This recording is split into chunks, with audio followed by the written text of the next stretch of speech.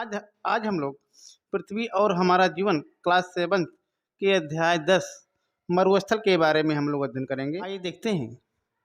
सबसे पहले हम लोग देखेंगे कि पेड़ पौधे, पशुओं एवं मनुष्यों के लिए जल का कितना महत्व है। जहाँ पीने हेतु जल उपलब्ध न हो, पशुओं को चरने के लिए घास न हो, फसलों की सिंचाई हेतु जल न हो, ऐसे स्थान पर जीव जंतुओं के लिए जीना कैसे संभव होगा। आइए हम लोग इसे जानने की कोशिश करते हैं। ऐसा प्रदेश जहाँ वर्षा की तुलना में वाष्पीकरण अधिक होता हो, मरुस्थलीय प्रदेश कहलाता है।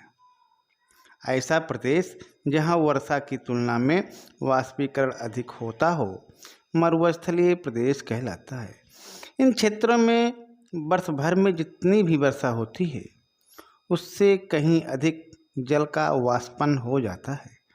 यही कारण है कि यह एक शुष्क प्रदेश होता है। इन्हें रेगिस्तान के नाम से भी जानते हैं। पृथ्वी पर ऐसे स्थान पर गर्म भी हो सकते हैं और ठंडे भी।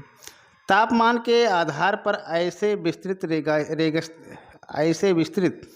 रेगिस्तानी भूभाग को उष्ण मरुस्थलीय प्रदेश एवं शीत मरुस्थलीय प्रदेश में विभाजित करते हैं। आगे चलते हैं। आगे हम लोग देखेंगे कि मरुस्थलों का विस्तार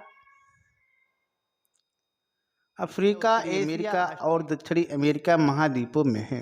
अफ्रीका का सहारा व कालाहारी मरुस्थल, एशिया का अरब थार व गोबी मरुस्थल, ऑस्ट्रेलिया का महान विक्टोरिया मरुस्थल, उत्तरी अमेरिका का सोनोरान व एरिजोना मरुस्थल और दक्षिणी अमेरिका का अटाकामा व पेटागोनिया मरुस्थल विश्व प्रसिद्ध है। आगे चलते हैं। आगे हम लोग जानेंगे उष्ण मरुस्थल यानी कि हॉट डेजर्ट। आइए देखते हैं। उष्णकटिबंधीय क्षेत्र में महाद्वीपों के पश्चिमी भाग में उष्ण मरुस्थल पाए जाते हैं। ऐसे मरुस्थलीय प्रदेश के अधिकतर भागों में सामान्यतः वर्षा की मात्रा 25 सेंटीमीटर से भी कम होती है। जब वर्षा होती है तब वर्षा के साथ तेज हवाएं या तूफान आते हैं। इस क्षेत्र के दिन व रात के तापमान में अधिक अंतर रहता है। दिन धूप वाले तथा गर्म होते हैं, जबकि रातें बहुत ठंडी होती हैं। यहाँ गर्मियाँ अधिक गर्म और सर्दियाँ अधिक ठंड होती हैं। यहाँ के तापमान में इतना अंतर हो जाता है कि यहाँ कभी 58 डिग्री सेल्सियस तक तो कभी 0 डिग्री सेल्सियस से भी नीचे पहुँच जाता है। यहाँ की जलवायु शुष्क है और रेतीली आंधियाँ चलती हैं। आगे चलते हैं। आगे हम लोग जानेंगे वनस्पति के बारे में। आइए देखते हैं वनस्पति या वेजिटेशन। आइए देखते हैं। पानी की कमी के कारण यह क्षेत्र वनस्पति विकास के अनुकूल नहीं है। शुष्क जलवायु व कम वर्षा के क्षेत्र के कारण मरुस्थलीय क्षेत्र में वही वनस्पति विकसित हो पाती हैं जो सूखे की स्थिति का सामना कर सकते हैं। यहाँ की वनस्पतियों की लंबी जड़ें होती हैं, जिससे वे भूमि की गहराई में जाकर नमी प्राप्त करती हैं। जल के वाष्पन को कम करने के लिए इनमें या तो पत्तियाँ होती ही नहीं, और यदि होती भी हैं तो छोटी छोटी, चिकनी एवं मोटी। इन पर छोटे छोटे कांटे होते हैं तथा इनके तनों पर मोटी छाल होती है। आगे चलते हैं। आगे हम लोग देखेंगे जहाँ कहीं जल के स्रोत या नदी होती है, वहाँ आसपास पेड़ पौधे, झाड़ियाँ व घासें उग आती हैं। ये वीरान जमीन पर बगीचे से दिखाई देते हैं। इन्हें मरुद्यान या ओयासिस कहते हैं। मरुद्यानों में प्याज, शकरकंद, तंबाकू, फलियां व मोटे अनाज की खेती की जाती है। यहाँ की मुख्य वनस्पतियाँ खजूर, बबूल, सेहूर, नागफनी, ताड़ आदि हैं। आगे चलते हैं, आगे हम लोग जानेंगे जीव जंतु या एनिमल्स। आइए देखते हैं जीव जंतु या एनिमल्स। क्या आप जानते हैं कि मरुस्थलीय क्षेत्र में पानी का अभाव है और वनस्पति भी कम मात्रा में है। इस कारण यहाँ जीव जंतुओं की संख्या बहुत कम है। यहाँ वह जीव ही रह पाते हैं जिन्हें कम पानी की आवश्यकता हो, जिनमें अधिक गर्मी सहन करने की क्षमता होती है। इनमें ऊँट प्रमुख हैं। इन्हें मरुस्थल का जहाज कहा जाता है।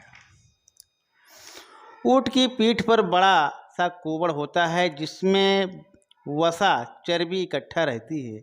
यह वसा पानी की कमी को पूरा करती रहती है और ऊँट बहुत दिनों तक बिना पानी पिए जीवित रह लेता है।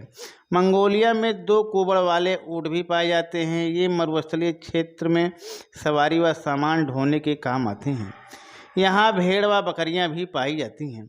कुछ अन्य जीव जंतु भी यहाँ पाए जाते हैं जो प्रायः गर्मी से बचने के लिए जमीन के अंदर माद या बिल बनाकर रहते हैं, जैसे नेवला, सांप, बिच्छू, मोर, हिरन, गीदड़, चिंकारा, लोमड़ी, रेगिस्तान चूहा आदि।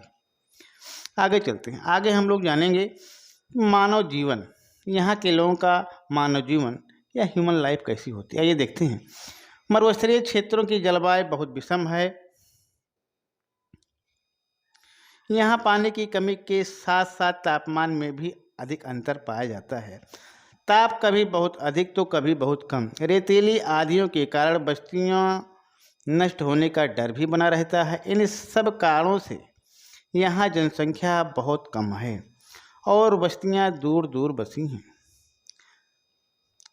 आपके मन में विचार आ रहा होगा कि ऐसी विषम परिस्थितियों में यहाँ के लोग कैसे रहते होंगे। बिल्कुल सोचना ठीक है, किंतु इन विपरीत परिस्थितियों में भी कुछ आदिवासी जातियाँ यहाँ निवास करती हैं। इनमें अरब की बद्दू और कालाहारी की बुशमैन जातियाँ प्रमुख हैं। कालाहारी के बुशमैन पूरी तरह शिकार पर निर्भर होकर जीवन गुजारते हैं, जबकि अरब के बद्दू जानवरों को पालकर जीवन गुजारने वाले चरवाहे हैं। ये लोग जानवरों के चारे व पानी की खोज में इधर उधर घूमा करते हैं। यहाँ के लोग लंबी यात्रा में ऊँट या बकरी के खाल से बने थैले में पानी भरकर ले जाते हैं। इससे पानी देर तक ठंडा बना रहता है। यहाँ के निवासियों के जीवन में सुधार के प्रयास किए जा रहे हैं। यहाँ पर नदियों की घाटियाँ खनिज तेल जैसे उपयोगी साधन हैं।